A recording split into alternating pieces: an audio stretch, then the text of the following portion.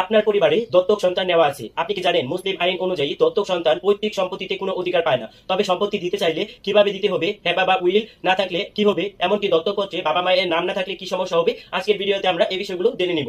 মুসলিম আইন অনুযায়ী দত্তক সন্তানের সম্পত্তিতে কি অধিকার রয়েছে।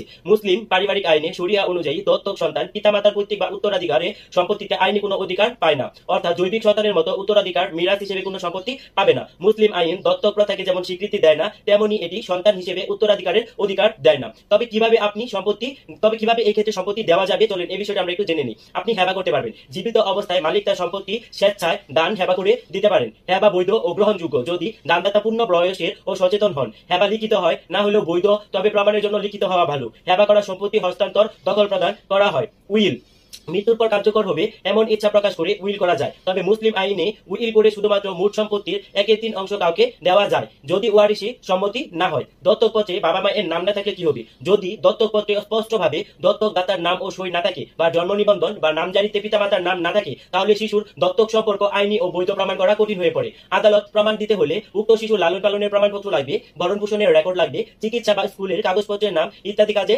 লাগতে পারে। যিনি দত্তক এনেছেন তিনি স্বীকৃতি দিলেও যদি হেবা বা উইল না করে যান, তাহলে কি হবে। স্বীকৃতি থাকা নৈতিক সম্পর্কের প্রমাণ দেয়, কিন্তু আইনি সম্পত্তির অধিকার দেয় না। যদি হেবা বা উইল করা না থাকে, তাহলে দত্তক সন্তান আইনি কোনো সম্পত্তি পাবে না। এক্ষেত্রে ওয়ারিশদের সম্মতি নিয়ে উইল অনুযায়ী কিছু পাওয়া না যেতে পারে, না হলে দয়া ও মানবিক কারণে তারা কিছু হেবা করে দিতে পারে। প্রস্তাবিত করণীয় গুলো হচ্ছে: দত্তক সন্তানের নামে লিখিত হেবা নাম গিফট ডিড তৈরি করুন, সম্পত্তি হস্তান্তর করে দখল দিয়ে দিন, মৃত্যুর আগে উইল বা রেজিস্ট্রি করে রাখুন, দত্তক সন্তানের স্কুল, চিকিৎসা, ভোটার আইডি, এনআইডি সব জায়গায় পিতার নাম যুক্ত করুন, প্রয়োজনে আদালতের ডিক্লারেশন বা ওয়ারিশদের সম্মতি সংগ্রহ করুন। যা যা করলে চলবে না, শুধু কথা বা মৌখিকভাবে বললে কোনো আইনগত অধিকার তৈরি হবে না। লিখিত প্রমাণ ছাড়া হেবা দাবি করলেও তা বাতিল হয়ে যেতে পারে। উত্তরাধিকারের মাধ্যমে সম্পত্তি নেওয়ার চেষ্টা করলে তা শরিয়া বিরোধ হবে। তো আমার ভিডিওটি আপনাদের কেমন লাগলো সেটা অবশ্যই আপনারা আমাকে কমেন্ট